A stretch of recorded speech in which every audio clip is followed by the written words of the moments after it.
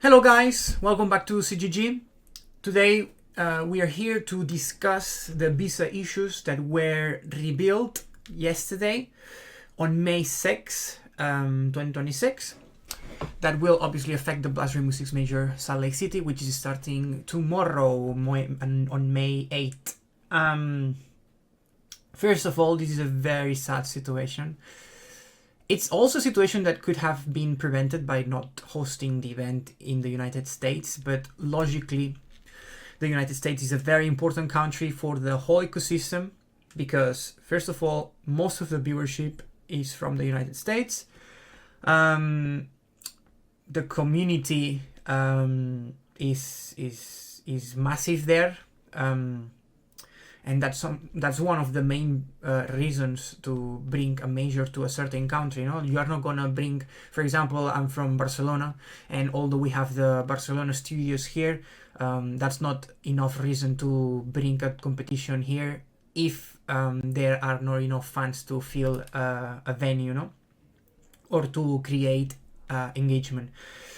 Logically, the United States is a massive country, and playing a major in their time zone is also beneficial. It has some benefits, obviously, but we will discuss why probably hosting an American major as the first major was not a bright idea, at least from a competition point of view, competitively wise.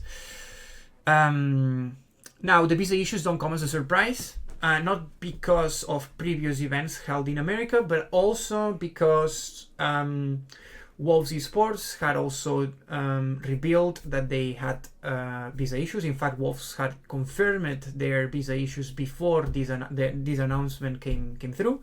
And Edward Gaming's player direction also revealed before this announcement was made official that he wouldn't be able to travel to Salt Lake City. Again, is a heartbreaking situation to see absences, and we are talking of 5 teams. Considering that this competition has 20 teams in total, this means that a quarter of the teams involved in the competition have been affected by visa issues. Obviously, the most affected team has been Wolves Esports, who have already forfeited their presence. They will not be there, which means that they will finish in 20th place. For those unaware, finishing in 20th place in Salt Lake City means that you're going home with 3,000 US dollars, and also 250 SI points, which is the minimum for having qualified. And obviously it's fair because they deserve that minimum. It's unfair because they don't have the chance to improve their result, but it is what it is. They couldn't secure the visas in time, and you can feel you can bring a stand-in, but not 5 players. So it's a tough situation, but it is what it is. And then we have Edward Gaming, Wildcard, Twisted Minds, and 5 Fears, who have had to bring in stand-ins. And I discussed this on my personal X account, formerly known as Twitter, and we also published an article talking about the rulebook and some differences, because there are precedents. This is not the first time that happens in the United States. The first major held in the United States was the Rally Major, and I believe there were no visa issues back then. I could be wrong right now. I didn't check it out because it's not. I honestly don't remember anything happening. I remember that Nora Rengo had to play with Kizoku because one of their players was ill. But other than that, I don't remember any absences. I remember obviously SI 2021 when Virtus Pro and Wildcard were not, they couldn't compete, but that was because of COVID-19. But then when we talk about visa issues, there are others, for example, in Mexico, but that was also about COVID-19, no? But when it comes to purely visa issues without COVID-19 in the mix, I just remembered Tokonami, the Tokonami finals where NIP had to bring the Spanish duo Polo and Baroth, and FaZe Clan had to bring another player. I don't remember his exact name, but yeah.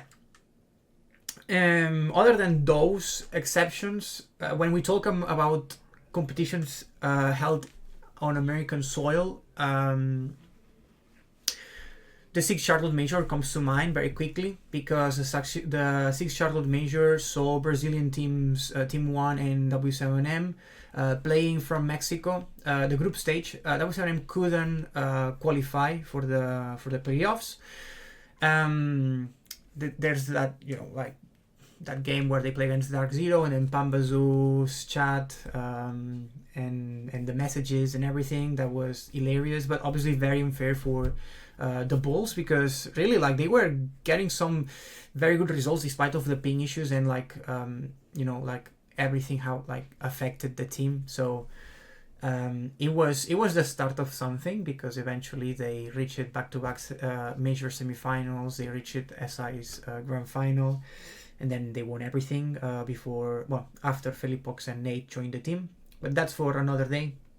Team 1 reached the playoffs, and they had to play with 3 players on stage only, and the other people had to play online. They were eliminated in the first round, so that there was that. No, like nothing else happened. Then we have Atlanta, which was the next competition held in the United States. The Blast Rainbow Six Major Atlanta played in November 2023, 1 year and a half after Charlotte.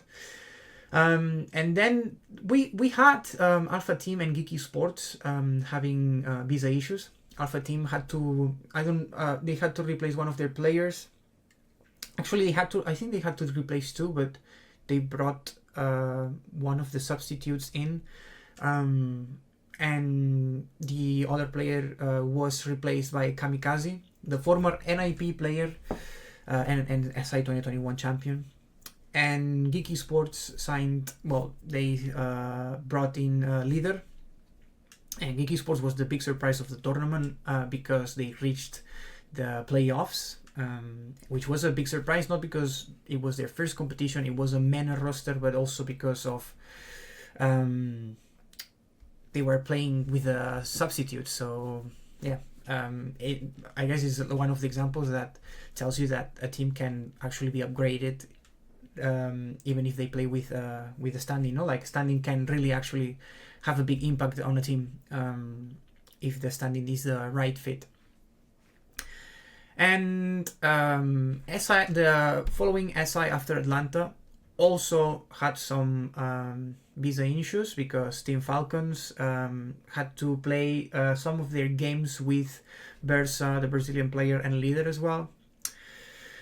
So yeah, it's not just in the United States, but also in other countries, because there are some nationalities that it's harder for them to obtain visas. Because if you are European, or if you are from the United States or even Canada or other countries, it's easier for us to get visas, because we have a very solid passport. Myself, for example, I have a Spanish passport, and the Spanish passport is very, very strong. It also depends on the countries that host the competition. It's not the same asking for a visa in an European country than asking it in the United States or even in Japan, which Japan is going to be the major in November. No, it's going to host the November major. But yeah, I think that talking about previous visa issues is important, because if we want to talk about these replacements, it's crucial to have the facts on the table first, because these substitutions, these replacements have caused some comments, some opinions, some thoughts, and I understand them. And I was like, how can a Chinese team, sure, they have lost direction, the best team in the best player in the CN League kickoff. But they are able to bring a player who has actually competed this stage, like who is active, who is part of a team, who has been in the race for Salt Lake City, who is in the race to qualify through the global standings for SI 2027, and who is a super player. Noah finished as the second best player in our CCG ranking for year 10. It obviously doesn't make much sense. How can Wildcard sign a player from their very same league? Aren't there any conflicts of interest? I think that Twisted Minds change is understandable, and to a certain point, Edward Gaming's change is also, well, change is a wrong word. Let's say like a stand-in is understandable, no? Because like Twisted Minds is fine because at the end of the day, Guards used to play for Twisted Minds, and he's now playing for a team that's not playing in Europe and Men of Top Flight. He plays in the E-Saudi League, which doesn't have any like direct impact in the race for SI 2027, at least not when it comes to the global standings. And Five Fears, I'm not really gonna mention Five Fears because what's the issue here with Five Fears is the head coach, so they haven't had to bring a player. So I was wondering how a change like this, or like a replacement like this, like how these teams have been able to secure this type of standings. How can a Chinese team like Edward Gaming sign Noah as a stand-in? How can Wildcard sign Hot and Cold as a stand-in? They are active players. They are players who are in the circuit. And I was wondering, and obviously, like, I decided to compare Atlanta and, well, yeah, mainly Atlanta and SI 2024, the last events with visa issues. We could talk about Montreal and Tristan not playing for CL for life, but I consider that that was more like of a passport issue, and I think it's slightly different. But we could talk about that. I think that would make a bit of sense. But we will focus on the cases that are actually visa issues, no? Look, I think that, well, when I was like comparing both rulebooks, the rulebook used in the 2023 and 2024 season, which is the season where Atlanta and SI 2024 happened, and the rulebook that we use today. So I compare both of them. And when it comes to this one, is the one used for Atlanta and Sao Paulo. I'm going to read it, okay? If a team is not able to have 5 players competing in a particular match of Blast Rainbow Six, including through calling a substitute or with its coach stepping in, the team can request to have another one of their team staff members replace the unavailable player. Authorization to compete with a team staff member replacing a player is subject to Ubisoft and to the tournament organizer's approval. This is something that we already know. When a team faces visa issues or when there's an absence, they can replace or they can fill in the gap with their coach, with their analyst, or with someone who belongs to the team's staff. For example, in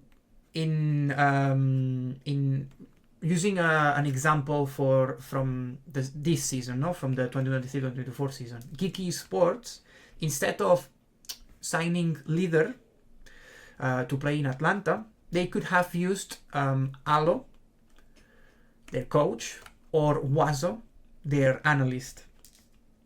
And that would have been completely legal. But logically, these two coaches have no playing experience, and they are in the right to say, well, I mean, if we play, our team will be in a much worse position. like, sure, we will be able to compete, but we are very likely to just go home with like empty-handed, no? So logically, there's more. In the event that a team is unable to have 5 players competing, including through calling a substitute, a coach stepping in, or any other team staff member, the team can exceptionally request to play with a standing player. So, for example, that would be Geeky's case, no? They don't really have a coach that can actually play, so they go with a standing player. This is the definition of a standing player.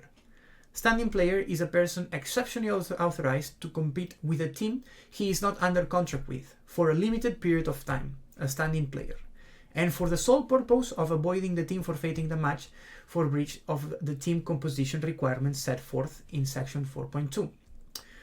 Authorization for a team to compete with a standing player is always subject to Ubisoft and or Blast and or to the tournament organizer's approval, and is subject to the following limitations. So, Ubisoft has always the final word regarding if the standing player is right, okay, if it's suitable. But there are 3 conditions that must be followed. The first one is the one that engloves like that is for every player, no? The passport has to be correct, no bans, no previous bans, or no. These are like the main rules, no? Like every player is under this umbrella of conditions. So these are just basic requirements. Standing players must meet all eligibility requirements presented in section 3.3. Exception can be made to the residence eligibility rule, section 3.3.3, only for offline competitions, which would be like the international competitions, and subject to Ubisoft and or Blast and the tournament's organizer approval in each instance. Again, reminder that Ubisoft and Blast must approve the presence of this standing player. Now, the second part is the most important part here. A standing player cannot have been registered with another team that has competed in the same stage of the season against the team he is standing in for. This applies across all competitions of Plus Rainbow Six. So basically, a team who has played against the team that needs a stand-in, this initial team cannot loan one of their players to the team in question. This is part of the rulebook of the 2023-2024 season, the one that affected Atlanta and SI 2024.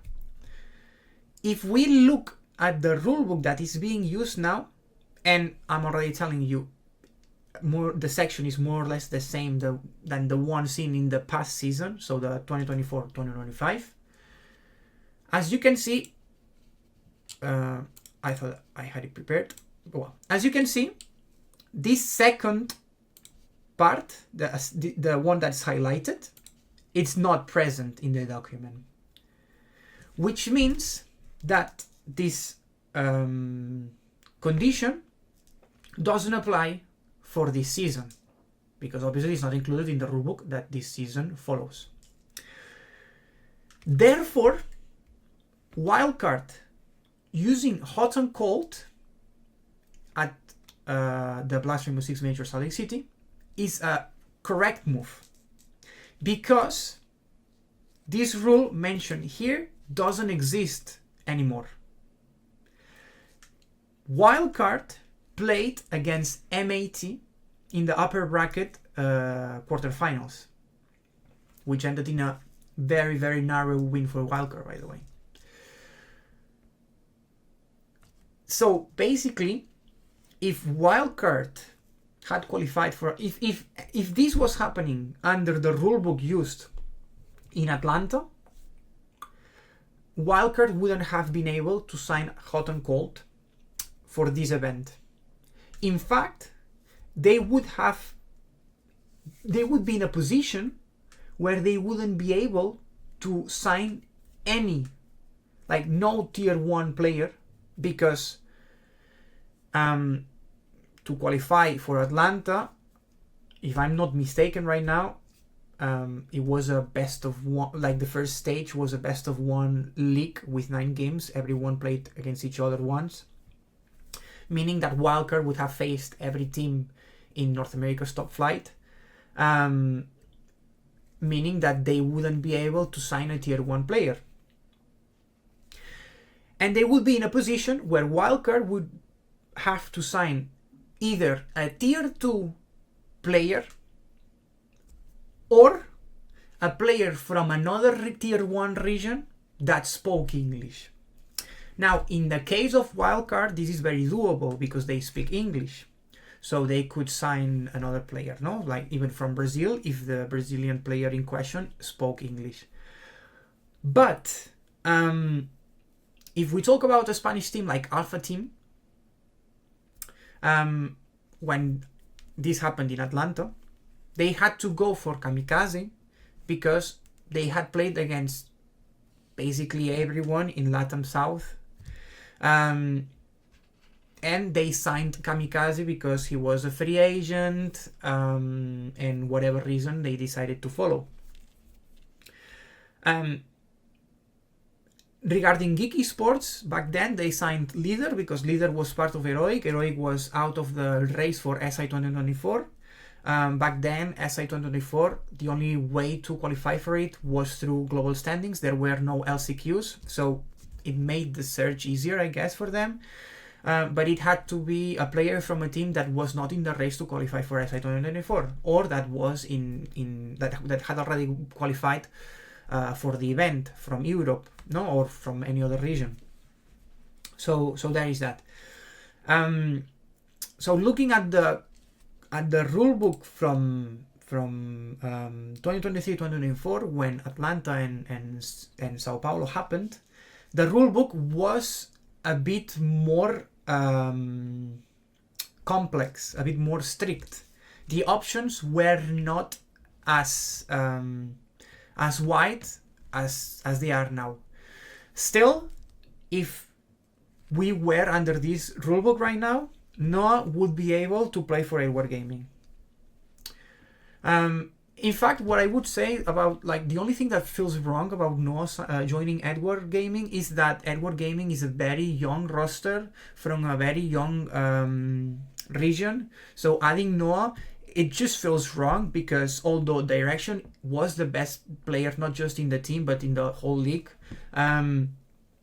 it just feels wrong to add an Esports World Cup champion and 6 Invitational Grand finalist, because it completely elevates the overall level of the team, especially considering that Mentally speaks English and can translate stuff. I'm unaware if the other players in the team can speak English. If they do, obviously, like, Noah's integration in the team is going to be easier, and it drastically elevates the chances of Edward Gaming getting out of the play-ins. But still, it's like perfectly fine, and it has always been perfectly fine to sign a player such as Noah. And if he had been a free agent, then I mean, it would still feel wrong, but there would be no reason to complain about it. And you are not going to put a rule that you cannot add a standing player only if the player has never reached an international grand final. This would be absurd. So yeah, it just feels wrong, but it's fair. It is fair. The only one that I think feels wrong and that is wrong is Hot and Cold signing for Wildcard. And I think this is where the line should be drawn. I don't think it's fair for Wildcard to sign Hot and Cold as a stand-in, and I'm going to explain why. One of the difference, and other than the one I just highlighted on this document, is that let me find it. Where is it? Because it's a bit here. So it says, if a team is unable to have 5 players competing, including through calling a substitute, a coach, or any other team staff member accepting to step in. So basically, which is fine, I understand, the rule book makes it clear that it's not the staff obligation to step in if the organization in question hasn't secured a visa for the player in time, because obviously if the coach doesn't have experience playing, it would be absurd for him or her to compete, no? Like in cases like I don't know, Fabian, or Fabian maybe not, because he retired like years ago and as a player, and it would be a bit crazy to see him playing, and I don't know how he would do. But according to what he posts on social media, he's a top fragger for MAT when they practice or they scream or whatever. It would be hilarious. But in Wildcard's case, Wildcard have Lagonis. Lagonis retired as a player 1 year ago. He's a major champion. He played for Team Liquid. He has reached international grand finals for Team Liquid. He's a leader. He knows how to lead players from inside the roster. And I feel like he could replace Adrian. Obviously, it's not the ideal change, no? But again, looking at the rulebook, the staff has the power to say, I don't want to stand in, we want a standing player. And I think this is one of the tweaks that maybe Ubisoft and Blast should think of, no? Maybe if the coach has a certain amount of experience, but still, like, maybe that's too much, no? Because the coach should have the freedom to say if they see themselves like ready to step in or not. So still, I don't think that's the issue. It's just like, I just don't think it's not fair. I just think it's unfair, for Wildcard to be able to sign Hot and Cold out of the blue. Obviously, like, missing Adrian is a big blow for the team, but Hot and Cold is a player that has competed against Wildcard already. So based on a previous rulebook, that's a move that couldn't have been done in the past. Obviously, like, we are using the rulebook that's done, like, that's used now, and the one from Atlanta is not, like, it cannot be used anymore.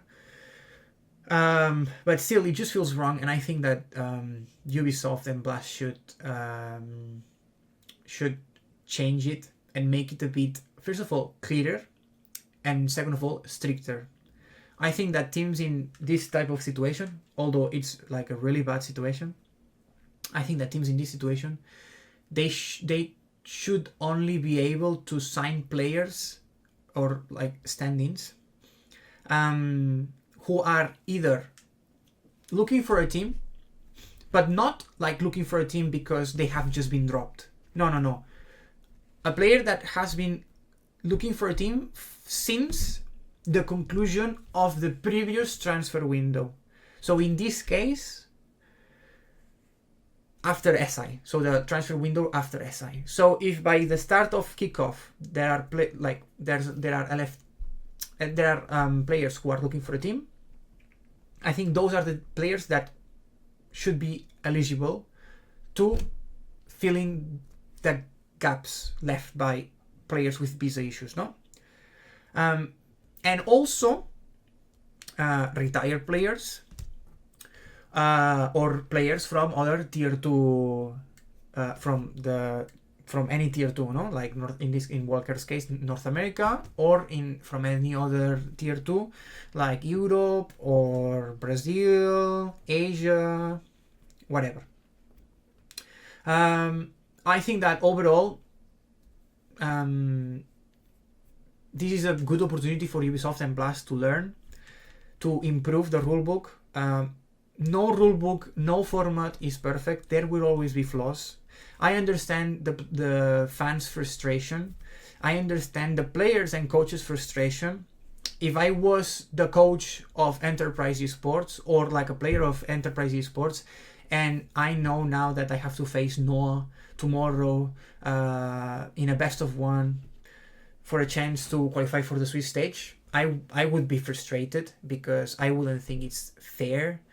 Again, I think that no assigning for Edward Gaming as a low need player is not necessarily bad, but it just feels like the jumping quality is too big. But still, you cannot do anything about it, as I said earlier.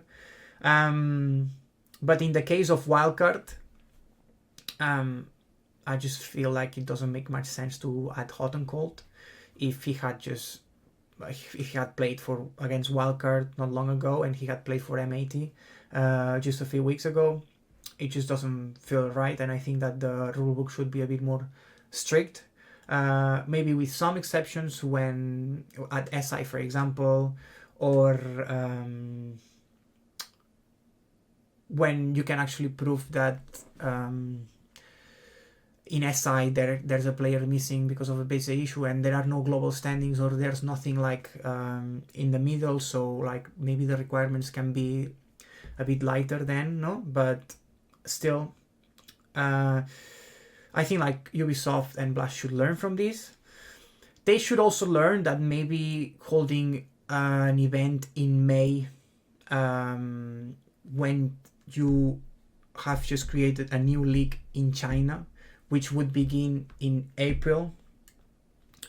And yeah, sure, like rosters are formed in January, February, but like I checked earlier, the United States visa portal says that the next date to have an interview at Shanghai's office to ask for a visa, American visa, is in 2.5 months.